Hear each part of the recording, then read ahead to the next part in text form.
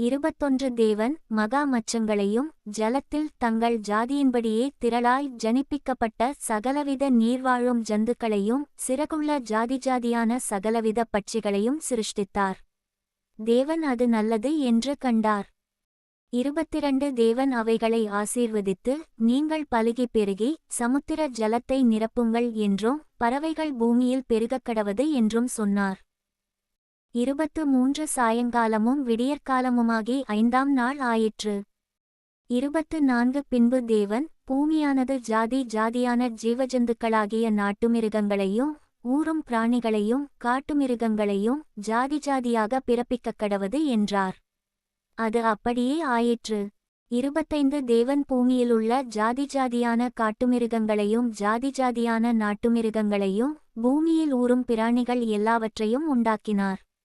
தேவன் அது நல்லது என்று கண்டார்.